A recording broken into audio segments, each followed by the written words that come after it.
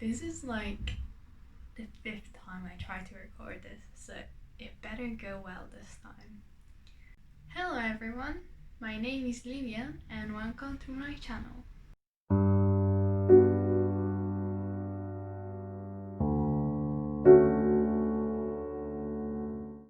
Today I'm going to be talking about all the books that I've read in 2020 so far.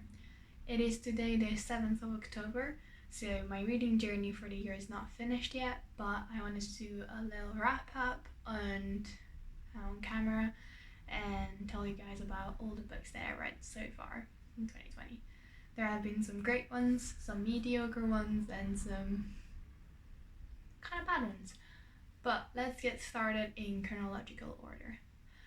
The first book that I read in 2020 was Blue Lily Lily Blue, which is the 3rd book in the Raven cycle. I really liked this series, so I really enjoyed this book, and I think this, together with the first one, is one of the strongest books in the series. The Raven Boys is the story of Blue, a girl who comes from a psychic family but doesn't have any powers. The story of Ganzi III, a boy who's died before and is fated to die again. The story of Ronan, whose family holds many secrets and whose father has died. And the story of Adam, who comes from a troubled family but dreams of better things for himself. This series revolves around the friendship between the 4 characters, and it also revolves around the obsession that Ganzi has about finding a Celtic king who has been told in legend that he hasn't actually died but is just sleeping and will grant a wish to whoever finds him. This 4th book I thought was particularly interesting because the relationships were really well handled, both romantic relationships and platonic ones. I thought they were really well developed, and it made me yearn a lot. I really like both romances that are in this book, in this series, and I thought this book in particular did a really good job at depicting them. The other thing that I really enjoyed about this book was the mystery aspect, the kind of like search for this king. I really enjoyed it. I thought it was particularly good compared to the other books, and there was lots of tension, suspension, and mystery around what was happening. So I thought that was really good. I gave this book 4 out of 5 stars. Then I read The Raven King, which is the 4th and final book in the Raven cycle. While this book I thought it wasn't as strong as the other one, as the 4th one, I still really enjoyed it. This is where the finale culminates, where the thing that you've been waiting for in all these books actually happens. But I thought that some things were not very well handled. I thought that some characters were introduced too quickly and got familiarized with the others too quickly. Relationships were too quick and too convenient. They didn't really feel as real as other relationships that had been built in the series, so that was slightly disappointing. But nevertheless, it was highly emotional. I definitely cried, and I gave this 3.5 out of 5 stars. So great book. This is definitely one of my favorite series of all times. Then I read Dune. Dune is a classic sci-fi by Frank Herbert, which I know everyone brings as an example of great sci-fi, especially hard sci-fi and what sci-fi should and could be, but I didn't enjoy it as much as some people do, so I don't know how this is gonna sit with everyone, but I didn't love this book. I still enjoyed it, especially I enjoyed the second half rather than the first half, but it wasn't a great read for me. This is the story of Paul, who is the son of the new Duke of Arakaris, which is this planet that's completely desert. There is no water on this planet, but there is something much more valuable, which is spice. And spice is this sort of addictive drug that allows people to be more, to expand their minds or something of the sort. It's never really explained what it does. So having control over this planet is highly beneficial monetarily, but there are lots of problems that come with it being a desert planet and not having any water. In this story we follow Paul, whose father is killed at the beginning of the book, and he has to escape the people that are trying to kill him as well, and he tries to find refuge with the tribes that live in the desert. Paul has some special powers which come from his mother, but he can kind of see the future, but it's not a precise sight. It's more he has a great mind that can think about all the probabilities that can happen in the future. And this is enhanced by spice. So I thought that those powers were very fascinating, and how they're explored in the book was really interesting, because Paul can kind of see the future and knows what his actions will lead to. So I thought that was very interesting, especially the reasoning that he has and the conflict that he feels inside with his actions and relating to his powers. I thought that was really interesting. There were some themes that I really enjoyed that were present throughout the book, such as the struggle for power, this empire and its only being interested in money, the political intrigues and loyalty, betrayal, the conflict between the people who live in the desert and the people who live in the city, and the eco commentary that was present throughout this book. I thought these were all very interesting, but I had wished that the first half of the book matched the second half more, since in the first half we're introduced to a lot of people and a lot of things happen, but not a lot of things happen. It's quite dry, and the pacing was just a mood killer for me. It just really didn't do it for me the first half. But in the second half, the pace picks up and a lot of things plot-wise start to happen. So I thought that was really well written and well thought out. The world felt enormous and like very real. So I really enjoyed that. I just wished that the first half matched the second half. I gave this book 3 out of 5 stars, which surprised me because at the midway mark, I wasn't even sure that I was going to finish that book. I am very glad I did, because I really enjoyed the second part. Then I read Call Down the Hawk, which is the first book of the follow-up series of the Raven Cycle. This book is concentrating on Ronan Lynch, who I absolutely adore. There might be mild spoilers for the second book, especially of their Raven Cycle, so if you want to avoid that, just jump to where this book, the cover of this book is not on the screen. Ronan Lynch has a secret, and this secret is that he's a dreamer. This gets explored in the second book of the Raven Cycle, and so he basically can bring objects back from dreams into reality. And in this series there are some people who are getting vision about the apocalypse and how it came around because of dreamers. So there are some people who are hunting dreamers. So we get 3 perspectives throughout the book of 2 dreamers and a dreamer hunter. One of the dreamers is of course Ronan, and the other one is a girl that we haven't met before. I thought that the two dreamers' perspective were really interesting. I love Ronan so much. He's my baby. I would die for Ronan. He deserves so much happiness. I will kill Ronan. And I also really liked the new female character that was introduced. Who I didn't like was the dream hunter perspective. I just thought it was a lot weaker than the other two, and her chapters were quite boring to read at times, which was kind of disappointing since the rest of the book was really interesting.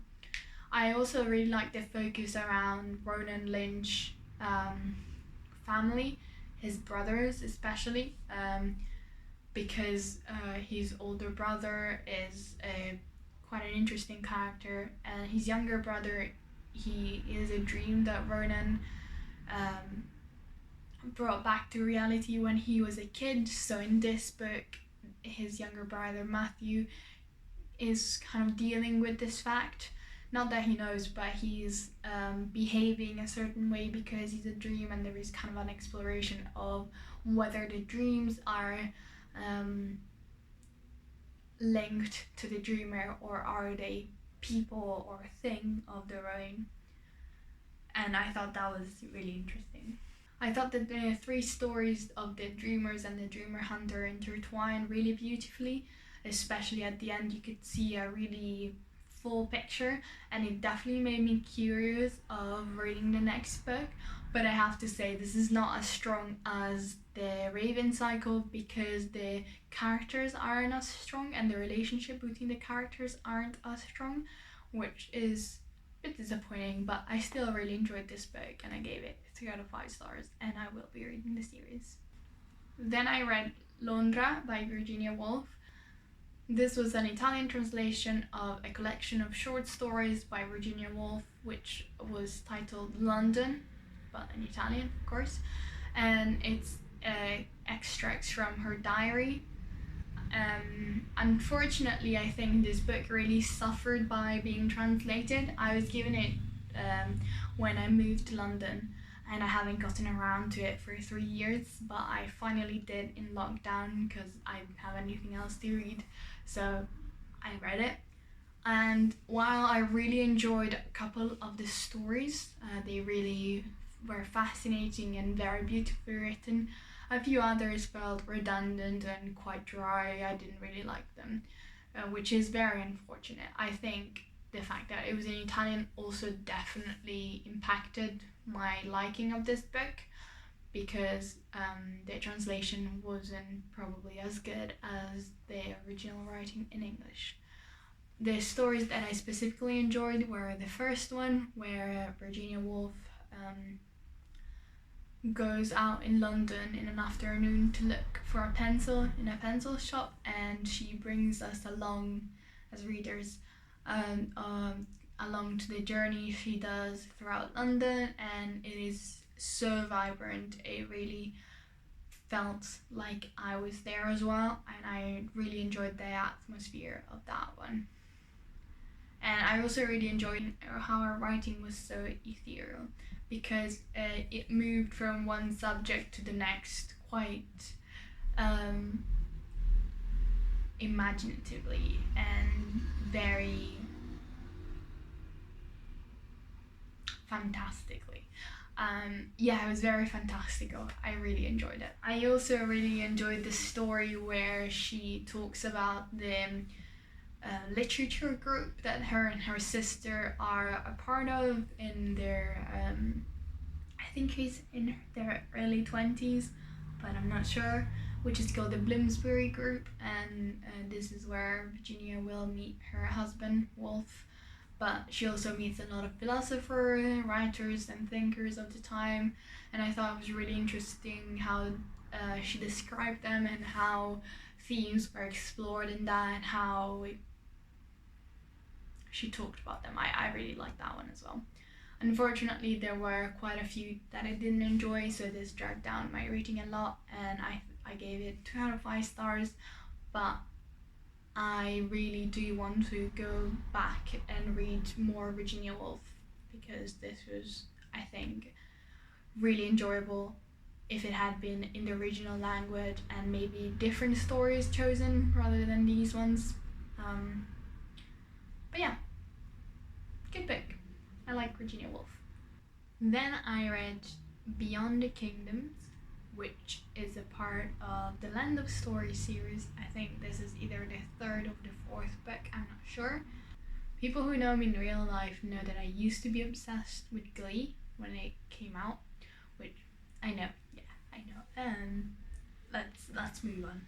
I was obsessed with it, so when one of the actors started to publish books, I bought them all and read them, except this one, which I bought and didn't read. And so I read it now during quarantine because, as I said, didn't have any books and everything was closed. This story in the series, the first book especially, follows two twins whose father recently died and who discover a book which transports them into the fairy tale world, where they have to kind of navigate this world to find a way out. And they, through their journey, they encounter all different fairy tale characters. After a few years that their stories are finished. So for example, Snow White is married to the prince, Cinderella is also married to the prince, Sleeping Beauty is not sleeping anymore, and I thought that was really charming and I really liked that book. It was very fun. I really loved the concept, especially this fact that the fairy tale world is one world and all the princes are siblings, and it was so sweet, to be honest. But this book in particular, Beyond the Kingdom, was not as fun. I think maybe because the concept kind of dried out, so there wasn't much to explore anymore. The author invented another thingamajig, so there is a potion in this book that lets the big bad evil guy travel into proper books, so books that are not real in the fairy tale world, like Peter Pan and other books that I don't remember. So they travel in this book, they travel throughout books and meet characters, but I just didn't quite like it because it felt very childish, especially how it was written. It felt very dumbed down, that I really didn't enjoy that. This book really just fell flat for me, which is a bit of a disappointment since the first book I thought was so fun, but I don't even remember book 2 or 3. This is not 3. I don't know. It's been such a long time since I read the first one that I have no idea. So I really recognize that I'm not the audience for this book, since it's definitely targeted at a younger audience. I think this is middle grade, but the writing style definitely wasn't for me, and I don't think I'm gonna check out any more of Chris Colfer's writings, because while I think his ideas are really interesting and really fun and cute, his execution wasn't very good in this book, for me at least. I gave it 2 out of 5 stars. Then I read Rompicapo in quattro giornate, which is a translation to Murder at the ABA by Asimov. Asimov is really famous for his sci-fi books, but he has written a huge variety of books, including some mystery, like this one. And I have to say, I didn't really enjoy it. While I loved Foundation, this book I didn't really like. This murder mystery is based at a bookseller convention where our main character Darius just is attending to, and his protege gets killed at, I think, the first night of the convention, and Darius feels responsible because his protege had asked him to bring him something and Darius hadn't, so he feels very responsible, and so he decides to investigate how he died, because it gets ruled as a suicide, but Darius doesn't think this is a suicide. I'm not gonna lie, when I read the death scene, I turned around to my partner and I was like, I'm calling it right now, the twist is gonna be this one. And when I read the twist, I was like, yeah, I was mostly right. I wasn't like 100% right, but I guessed the big twist. So it felt quite disappointing to know that all throughout the book I had already seen where it was going, and characters just felt kind of slow getting there. So I didn't like it. But it would have been okay if the characters were compelling and the setting was interesting, the writing was better than it was, but none of these things happen. I thought that the characters were super flat. The main character was absolutely annoying. He didn't have much personality beside complaining about everything and everyone, and the setting was vivid enough, but I don't know anything about bookseller conventions, so I didn't really find it funny. What I liked was the introduction of Asimov himself in the writing, which I thought was quite funny, because Asimov pretends like Darius just and himself are co-writing this book, even though Darius is just an invention, like a made-up character. So I thought that was quite funny, and seeing how Asimov depicts himself, I thought that was funny. And the thing that I think I liked the least was all the sexualization that happened in this book. There was a lot of talk about sex and how attractive women are. The main character, who talks in first person, when he describes a woman, the only thing he describes is whether she is or she isn't his type. And I kept noticing this throughout the book, and it felt really grating and annoying, because that to me doesn't mean much. And I know he's probably supposed to be someone you don't like, but that really made me dislike him a lot. So I didn't enjoy him. I didn't enjoy the mystery. It really wasn't a good book for me. I gave it 2 out of 5 stars. Sorry, Mr. Asimov, he has written more books than I can ever even count, but I just didn't like this one. It was a bit of a miss for me. Then I read Bunny. And what can I say about this book? I loved it. It's one of my favorite books that I've read in the past 5 years maybe.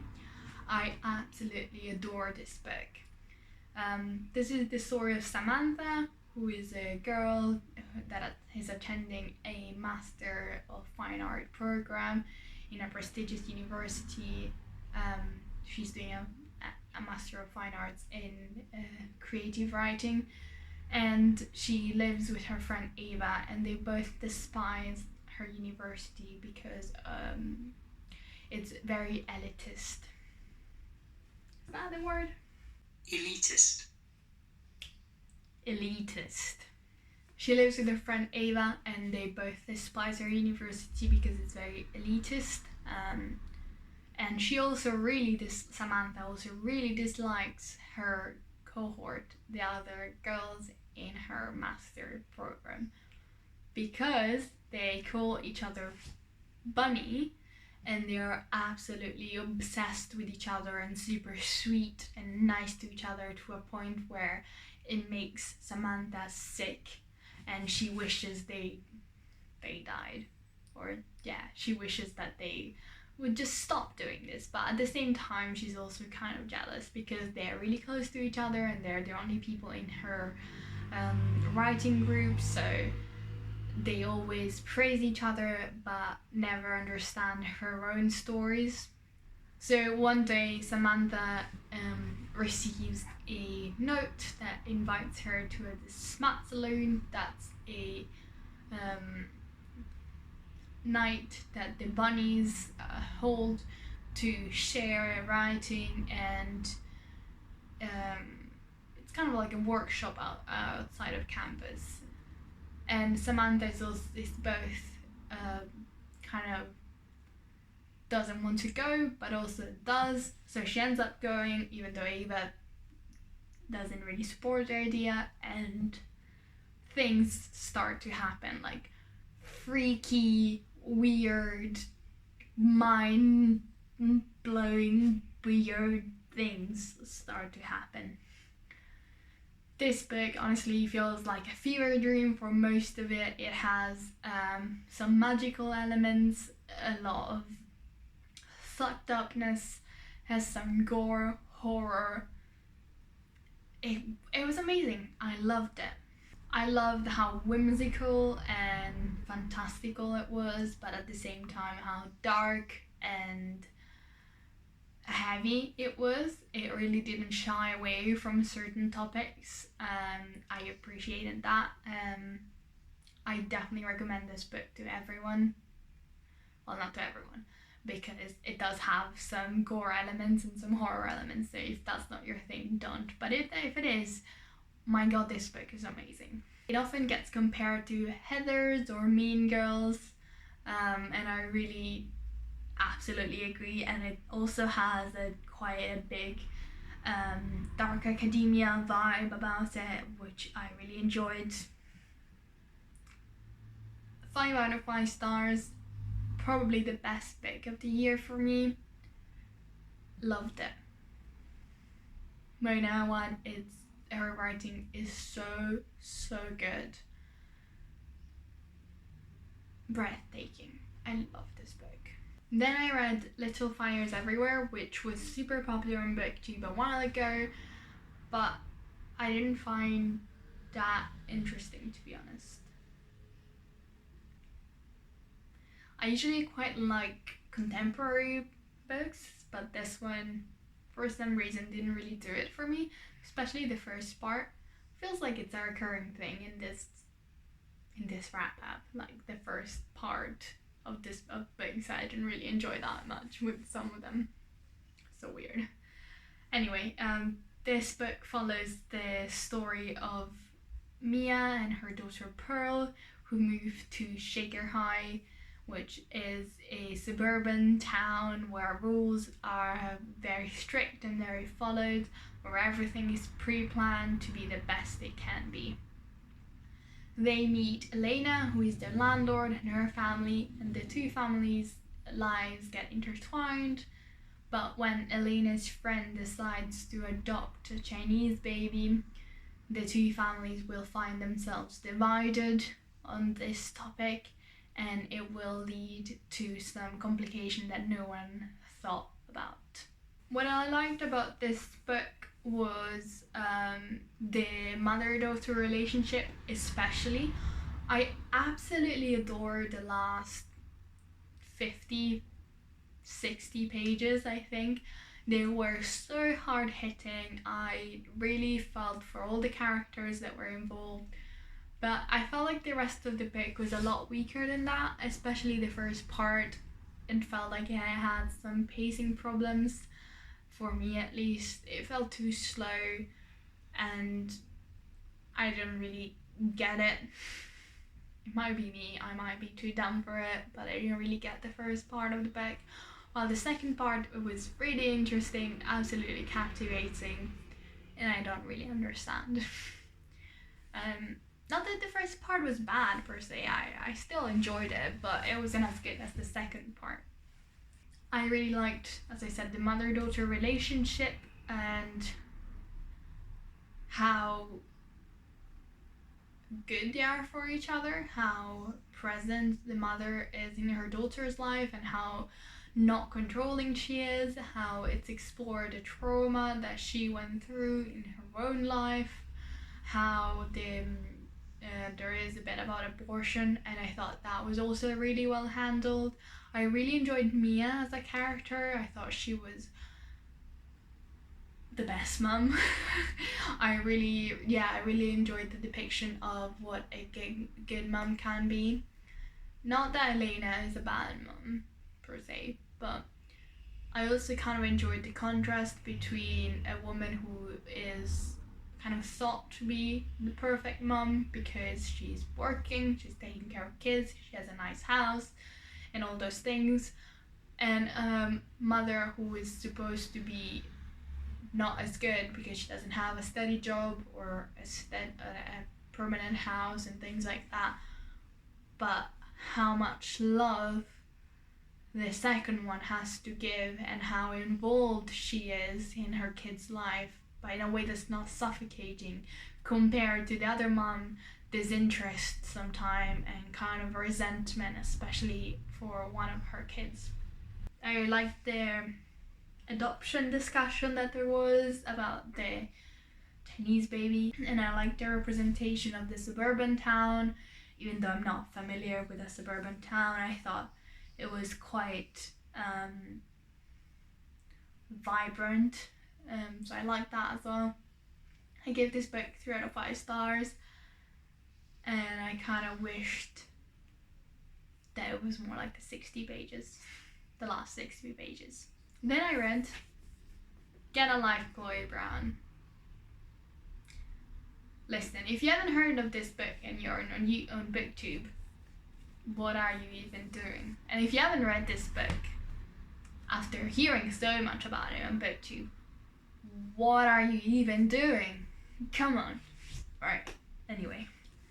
This is the story of Chloe Brown, who is a chronically ill girl who, after almost being in an accident, she makes a list of things she wants to do before dying. And the list includes doing things like enjoying a drunken night out, to have a one-night stand with meaningless but enjoyable sex, ride a motorcycle and do something bad. Which I thought that bit was kind of funny, but you'll have to read to see. To complete this list, Chloe enlists the help of Red, her landlord. They start out as hating each other, but as they complete the things that are on her list, they will get closer and will they follow this spark that is between them. I quite enjoyed the enemies to lover components of this romance book. I thought that was really good. I enjoyed the will they, won't they, and the sexual tension. My god, the sexual tension, it was so good. The story might be a bit of a cliche, but I thought that the characters were so well written and so different to what you could expect. Chloe is great. She is a black, chronically ill girl, which I thought I am a physically abled white person, but I thought that the representation was really good, and I really liked the way that the past of both characters is explored. I felt it really hit very deep. I really liked it. Both characters are so well developed and so likable, but true. Like, they don't feel like characters, they feel like people that could be real. So I definitely enjoyed that very much. I enjoyed how Red talks about Chloe's chronic illness and how he behaves about it. I thought that was absolutely amazing. I really commend this author for doing this book, because it was fantastic. Talia Hibbert's writing is also just so sweet, so great. The writing is not very complex, but I thought that it did what it set out to do beautifully, and I really appreciated that. And yes, the sex was also pretty hot. The only reason why this book isn't 5 stars, it's the last bit of the book felt a bit weaker than the rest, especially the last conflict between the two. Even though I enjoyed it, I thought it could have been better done. So it's a 4.5 out of 5 stars, but I absolutely recommend this. Red is the most charming character that I've ever read in a book, and their relationship is just amazing. Then I read take a hint, Dani Brown, which is the book after Get a Life, Chloe Brown, and this book follows Chloe's sister Dani, who is a bisexual woman in academia, who doesn't care about a romantic relationship. She just wants a fuck buddy. When the alarm in her university building goes off and her friend Zafir carries her out in his arms after she got stuck in an elevator, people film them and they think they're a couple. To help Zafir with his rugby non-profit, I think, organization, they decide to fake date so that he can get some good press. But Dani also wants to try and charm Zafir into being in a fuck buddy relationship with her. But will something more develop between these two characters? This fucking book, it was absolutely fantastic. It was even better than Chloe Brown, I thought, because the characters, while I liked the love interest less than I liked Red, both characters in this book felt so compelling to read from. It just was amazing. I really enjoyed the friends to lover and the fake dating. It's a trope that I'm always so there for. Definitely a 5 out of 5 book. I enjoy the representation. I think Dani is the bisexual representation we've all been asking for, and Zafir is the anxious representation that we've all wanted for years. So that was beautiful as a bisexual, anxious woman. That was absolutely amazing. I really enjoyed how Dani, especially in the last bit of the book, how they compromise with each other, how Dani supports Zafir in his dreams as well as during his panic attack, which he has a panic attack in this book, and it was so well handled. I adored it. I really enjoyed how Dani talks about her past relationships with both women and men, and there is nothing ever said about it or commented. It felt amazing. I truly enjoyed this book so much. 5 out of 5 stars. It made me cry. It made me giggle. It made me scream. This book took me on a feeling roller coaster, I tell you. Then I read It by Stephen King. This book was a bit different than every other book that I've read this year because I read this book out loud to my boyfriend.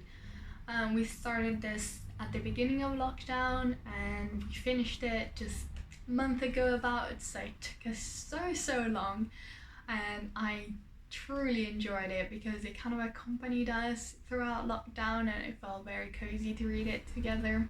I had never read a full book out loud to anyone, so that was a new experience as well for me, and I enjoyed that one too. I was so surprised that I enjoyed this book because I usually don't like horror. I don't like getting scared, and I was really afraid that I wouldn't like this book. But I was told that Stephen King is a must for readers, so I read it. And of course, I chose the chunkiest book of all because this book is chunky. Anyways, this book follows a group of friends who as kids have to defeat an evil that's present in their town and which can turn into people's biggest fears, and later on when they're adults they have to return to their hometown and kind of uncover the memories that they have lost and fight this evil once again. And yes, I loved it. I loved all the characters so much. It was so charming. I thought King's writing was so good at putting you into the character's mind, even the characters that you really dislike, like the bully and it itself. It was crazy that there was a perspective from it. That was so mad. I liked the spooks.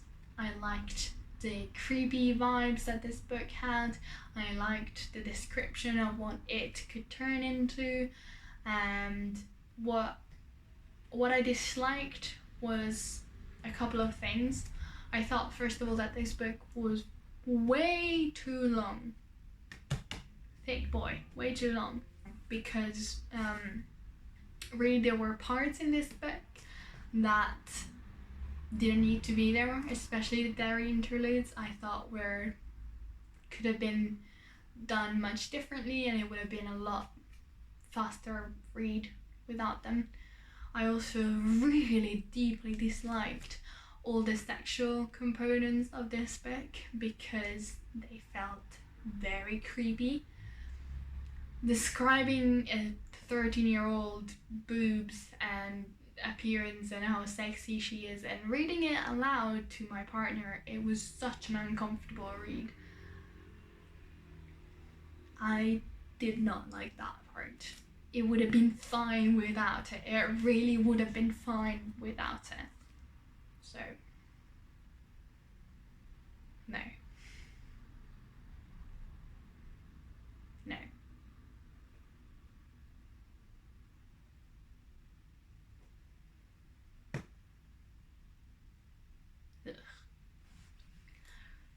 But beside those things, I thought it was a really well written book. It was truly interesting, and I think I'm gonna read more horror and more Stephen King because of it, so I call that a win. That was all. Thank you for watching. If you want to watch my booktube movie tag, I'm gonna put it here somewhere, and please subscribe. And my name was Livia. Thank you for watching. That was fun. Let's do it again.